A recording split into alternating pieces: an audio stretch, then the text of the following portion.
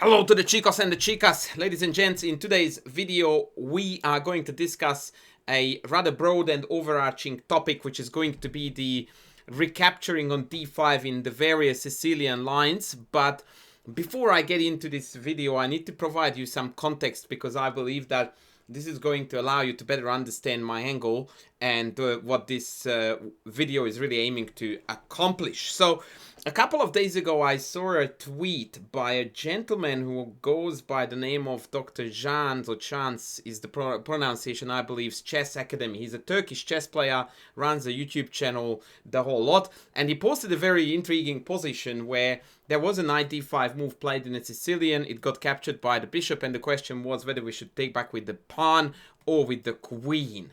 And because of the piece layout was such, and I purposely don't want to show you the position because I don't want to take his content away from him and thus denying him to make a video out of it himself as well. So the piece coordination, or rather the piece layout, was such that it was an exception to the rule, and in fact white needed to take on d5, plugging in the weak square because yeah, the context was such that that was the great move, whereas the natural queen d5 was wrong. And then there was a comment from by me well-known chess player from Twitter. I'm struggling here for my words, from the chess-punk community, who said that he learned it from the engines that in almost every Sicilian, almost always the correct retake is with the pawn. And I'm like, wow, that is a bit heavy. And I'm like, no. And then it got even weirder because then I told him to consider some lines like the Sveshnikov, and then of course with a fair bit of tongue-in-cheek and you know, trying to, I guess, getting the better of me, he told me that, do I mean this variation where ed5 is the best move for white? And of course I did not mean that. And this is, by the way, the best segue into the real content of the video, because almost always when we retake on d5 with a pawn, almost always, it is done purely because there is no other option available. And in fact, really the question is not how you want to retake. The question is, do we want to go in? Right? And the reason why I'm saying that there is no other retake, because queen takes d5, whilst legal, is an auto loss. Like after knight c3, knight d4, bishop e6 traps the queen, knight c2 is on, the game is over. So this is virtually the worst possible example to bring up as a counter argument, but at least it made me smile. Gotcha. But to be a little bit more serious, let me show you how I would approach this topic when someone has a very clearly false idea about a concept, which is, without, you know, complicating matters too much, is about this pawn structure in general and our relationship or our thought process about the d5 square. And so the best way to approach it is this. Why is, you know, like, actually I do not even want to do that. I want to do something a heap better for us. Something like this. No, actually not even that. Let's go queen c7, knight e3. And let's leave it at this. So talk about this position now. Let's have a chat. So why is white better here? Immediate answer, d5 square is weak. Right. Now, immediately we are hitting the nail on the head. There is a weak square on d5. What is the best way to exploit a weak square? Answer, to put a knight on that square. Knight d5. So whatever, knight d5. What is the absolute worst thing you can do when they capture a piece on a weak square? Answer, recapture with a pawn, thus plugging in the weak square, denying our pieces to now jump into that square, also making the big weak pawn often behind it disappear, just overall botching the position, brutally ruining it. And it's our doing, because we could have retaken correctly with the knight, but we chose to take with the pawn, thus ruining the position entirely. I don't even want, the evaluation differences, knight takes d5 is about 0.7, ed is minus 0.9. That is the difference, right? So this is what we are working with. And no matter what the engines ever tell you, this has to be your starting point. Weak square, piece on it. Not pawn, piece.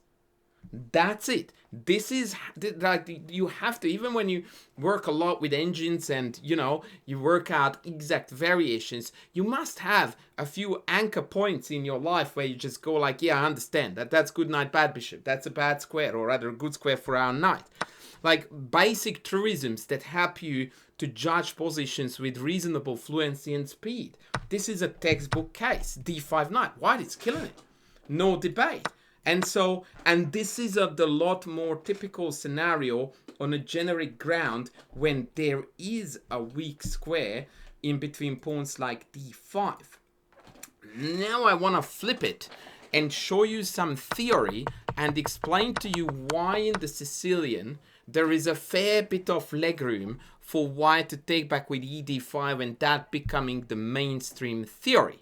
Now, funnily enough, most of these positions will be reached via the knight-off.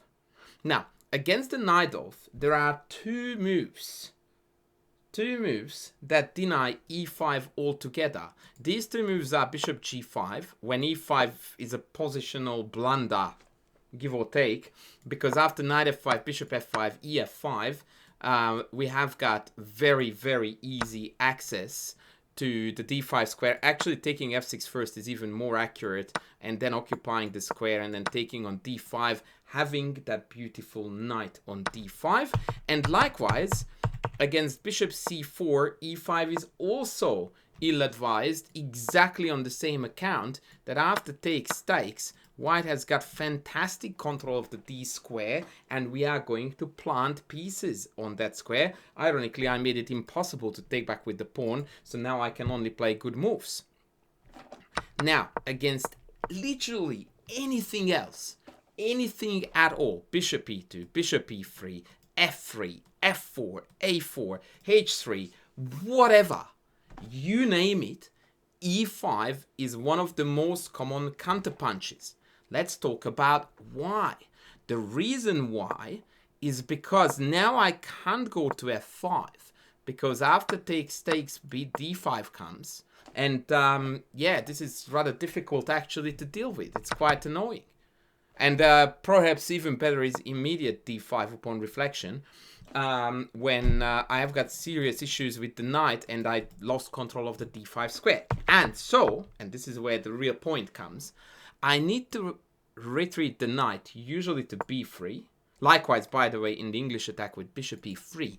And now, in this position, if you look at what's going on the board, there are two very obvious statements that come to mind about the situation on the board.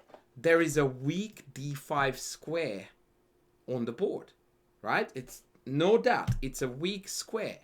But at the same time, we must observe that it's a very academic fact rather than a practical one, because due to the extremely awkward placement of certain pieces, there is absolutely zero chance, well, not in this case, but very limited chance, that I can occupy the d5 square with pieces and I will constantly be able to take back on that square with pieces. I'm actually going to contradict myself by showing you a game that I played about 35 decades ago.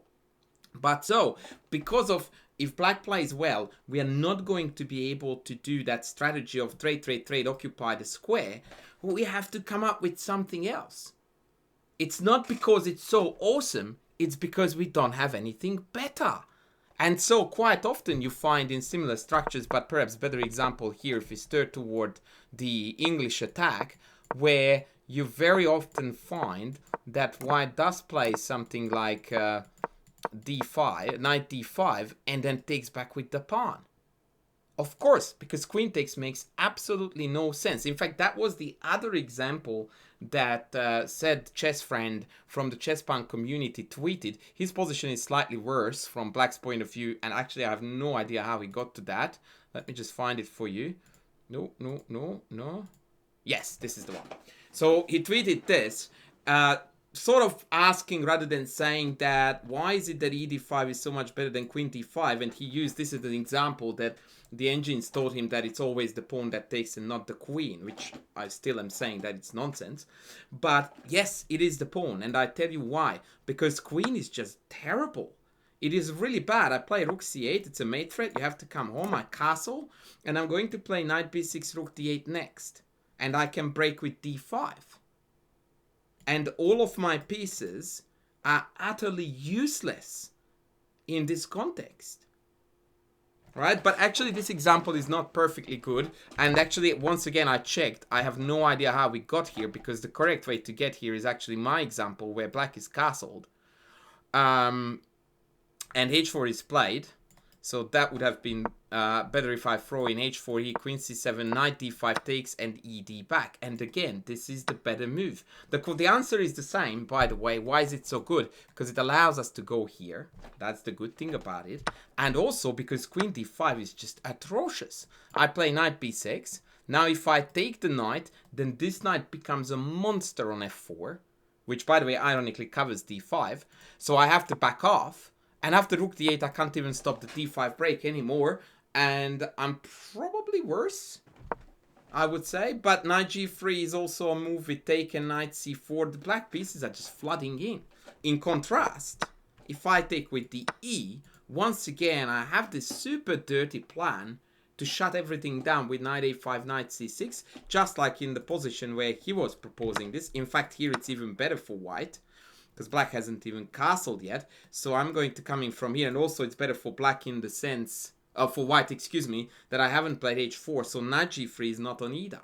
So now I'm just going to come in here, shut down the entire operation of black's as far as queenside attack. And white is actually looking reasonably okay. But this is an exception. A quite sizable exception to the rule. Now you could tell me that there is about 100 different lines in the English attack, but I still insist on that being the exception, right? Because what makes this ED once again the move to play is simply the fact that there is nothing else available. So once again, it's not that it's good, it's that the alternatives are far worse. You would not want to go into that. And to answer the Sveshnikov question one more time, let me show you an actual Sveshnikov game played. Oh no, I wanted to show you actually first the Najdorf one, where I said that working on this square and to somehow exploit the weakness of it is almost impossible. Check this game out. I played this in an IM round robin 700 years ago. I actually played remarkably well in this tournament, and so much so that I got up to last 4 rounds. I needed 2 points for an IM norm. 50%, and I botched it. I made it 1.5. But this game I was so immensely proud of when I played it, because I managed to demonstrate a positional concept to perfection, which was to exploit the weakness of this square. Watch how it's done. Knight d7, a4, queen c7, queen d3. These are irrelevant moves. About now is when the party begins with knight d2. What on earth is the purpose of the move? The purpose of the move is to reroute the knight to he to control the d5 square. Bishop b7, bishop c4. Purpose? Cover the d5 square. Now I can pull back and then reroute like so. Rook d8, rook d1, covering d5. Knight h5. I saw this coming, and actually I had a tactical trick here that he overlooked, which was that I didn't have to worry about the bishop on g5. I had queen f3, f7 hanging, h5 hanging, so he had to pull back. That allowed me a big fat tempo to pull the queen back to e2, defending this, removing myself from the pin, hitting a6, very annoying, and allowing myself the final regrouping. Queen c8 had to be played. Rook e1, perfect, completing development, ensuring everything is just delightful. Queen a8, very logical move, trying to fight for the d5 square and hitting e4. Knight f1, en route to d5. h6, bishop takes. This is a really cool idea of eliminating the defenders of the d5 square, so I can land a piece, not a pawn, on d5. Knight d5, knight takes. Guess what? Bishop takes, not pawn. Not at all. Once again, evaluation difference more than a full point. Bishop takes d5 plus 1.4, ed5 minus 0.3, because it's just garbage. It blocks off everything. My bishop, my rook, my knight. This is not the engines told me this is always the right retake. No, it's not. It's absolutely not. It's, of course, bishop takes. And when you are in this scenario, you understand why. Like, it almost seems like I'm preaching to the choir. In that, of course, you feel like, yeah, of course, you are taking with the bishop. Now, I want to trade this and chuck a knight in here. Knight e3 allows them to trade my knight. I did not want that, because this is a bad bishop. Lots of pawns on the color. So I went after that bishop with g3. And I don't want to brag, but I felt about at this point that I played a Karpovian masterpiece. And as always, positional play, when it's done well, is rewarded by tactics. Here my opponent overlooked that queen g4 is essentially deadly, because the rook is hanging, and upon moving the rook, knight f5 is gonna be a double attack, rather, with the queen, that they can't do anything about. They played rook c7, knight f5, and the game was over. But at no point did I have the intention to retake on d5 with the pawn, and I would have never done that. And yeah, I went on to win this in a couple of more moves. And once again, I was very, very happy with this. Now let me show you a slightly more famous player doing the exact same. In the white trunks, a very young Pragnananda 2450, and it's a Sveshnikov, because I said to the gentleman that the Sveshnikov is your ultimate playground, even though there are lots of lines there where we take with the pawn. But if you want to understand the nature of the Sveshnikov and the importance of the weak square, that's where you start, because in the Sveshnikov, black goes like, here, have it. Of course, they are going to find almost always very cool counterplay and counterpunchy ideas, but that doesn't take away the concept that, generally speaking, we want to exploit the d5 square. Watch how cleverly he goes about it. Bishop takes, not ed. Admittedly, it is not a bad move here, by the way, and his theory, but I really like the clarity of play here, that we take with the pieces, because that's your weak square, right? Not ed, blocking it off. And again, by the way, a substantial difference between queen d5 and ed5. Queen d5 plus 1, ed5 minus 0.3. And the reason why I'm parroting these evaluations is because the initial argument was that the computer taught me, goes the quote, always to take with the pawn. No, it doesn't. It doesn't teach you that at all. If we actually observe these positions and we try to understand the underlying concepts, you will find that the engine will teach you to take it with a piece every single time when it's doable, and we can justify it with subsequent lines, which I know is a lot of ifs, but that's why chess is a difficult game. And look what Prague is doing here, by the way, rerouting now the knight towards the weak square, occupying the weak square. And when a trade opportunity comes up, guess what he's going to take back with? Not the pawn. And I'm not going to bother you with telling you the difference between take and take in terms of evaluation. Just mark my word for it. This just wins. This one is a very solid attempt at losing without a fight after f5. Bishop b6. And yeah, we have absolutely zero play with white. And black is calling all the shots. Instead, Prague went queen d5. And now you see the whole point of this operation, which is the very core idea of many lines by white in the Sicilian, but there are other openings, by the way, that feature this structure, so don't reduce it to Sicilians, which is that the white bishop on h3 is far better than this one, because this is not restricted, whether it's on this diagonal or this one, it's firing like crazy. This bishop would stand really well here, but it can't make it there because the pawn on d6 is constantly hanging. And so white just enjoys this positional pressure and eventually pulls ahead. And here, Prague didn't find the most conclusive win, which would have been rook a3 with rook b3, and b7 just falls out of the sky. And white just wins, game over. And I will call that here because there is no point in playing the rest of the game, which was another 800 moves. The concept is clear.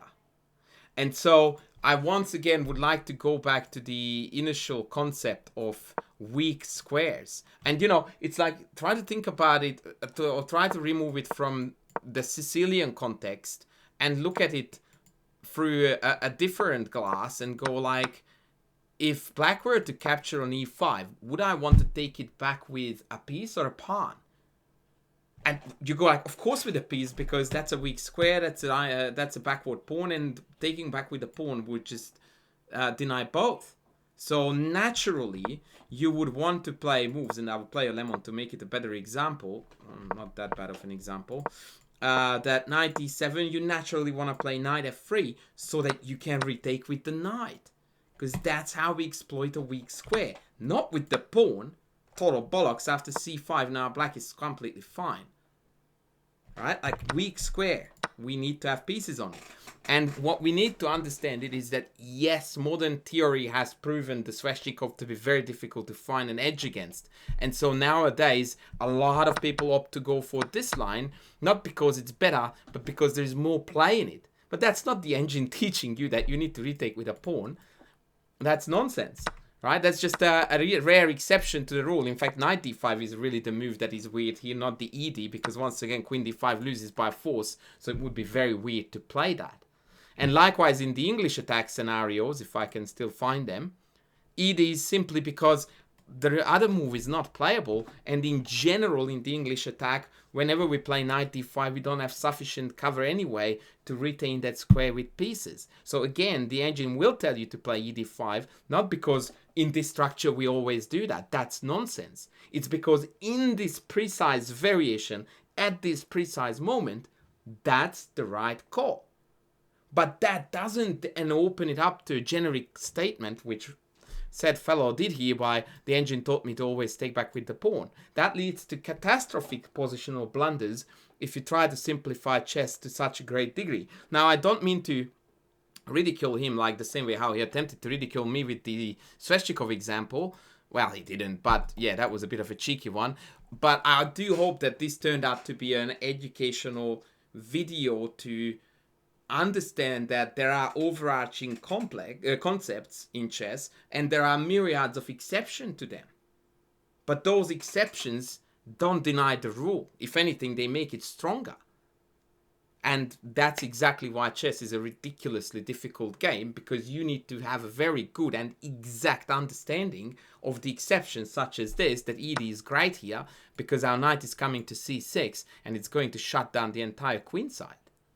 So, I hope that was helpful. I know that this was a little bit of a messy video in the sense that I tried to squeeze a lot of examples in there, but I felt like I had to, because this pawn structure and the whole concept is so broad that to narrow it down to the English attack would not have done justice to the cause. So, I hope you guys liked it. Please don't forget to sub, to like, to super, thank me if you can, and to comment below. Please do that. And yeah, I'll be back with the next video soon. Thanks for watching.